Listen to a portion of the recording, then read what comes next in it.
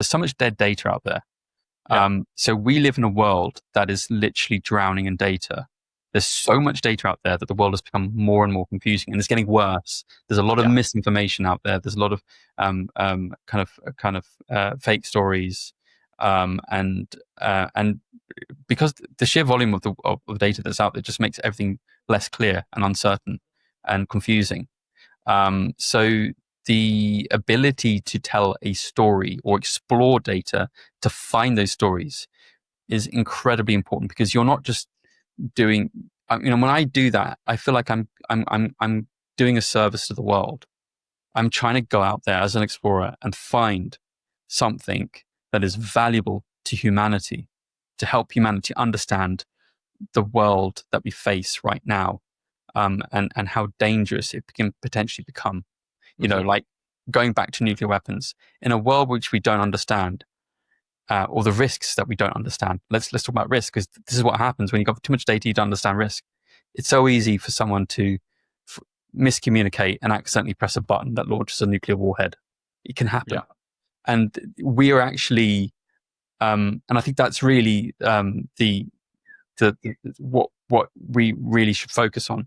It's not about that we're boring and that things are boring. Things are not boring. Things are confusing, and we're refusing to acknowledge that we are living in a world that we no longer understand.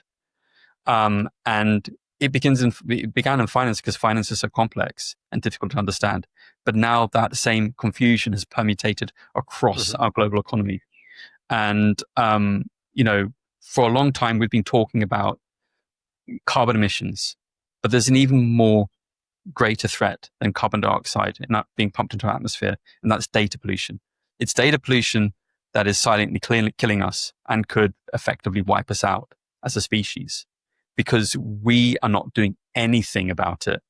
I mentioned earlier that we innovate, like we created the written word to record information. That was an innovation. And I also mentioned maps. What I didn't mention was, for example, the things that spread and created more information.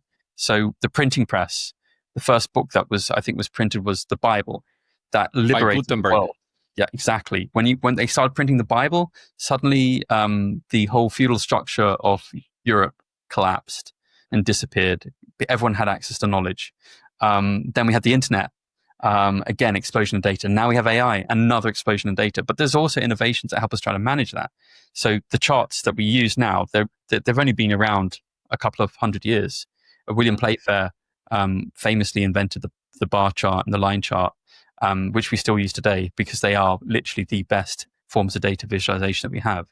And I think data visualization now is more important than ever. It allows us to understand and remove the world that we're in. But the trick is we have to innovate.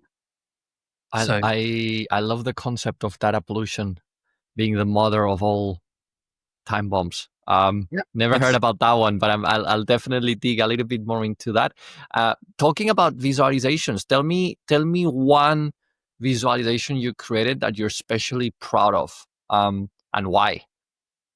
That's really hard to ask, because sometimes you produce something, it goes viral, and then you move on to the next thing, and you get, I think that there's always a risk for me that I fall in love with my content, because I don't want to do that.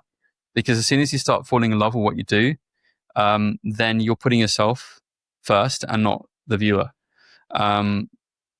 And there's lots of things that I'm proud of. Like, I would say maybe the bubble chart I did a kind of like a force simulation of bubbles moving around. And I visualized the US banking crisis, regional banking crisis. And it was amazing, because I visually could see that it wasn't a banking crisis. Because what happened was that when you actually ran the numbers, the only banks that were in trouble were the outliers. The US regulatory authorities basically quashed any chance of that becoming a crisis.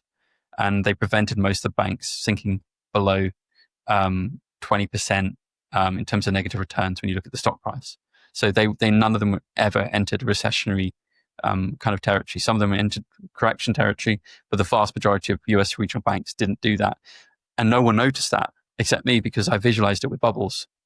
And Mohammed Al-Arian noticed that and posted about it. And that was a proud moment for me, because it showed, well, that's the value of data visualization.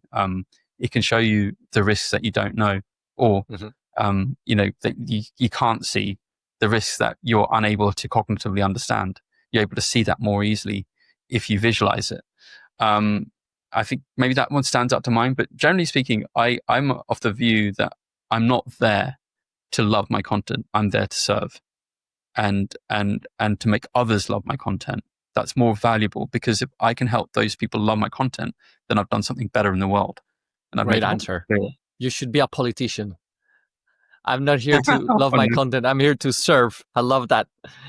You've reached the end of this clip, but the story's not over. To watch the full episode, follow this link. Go on. You can do it.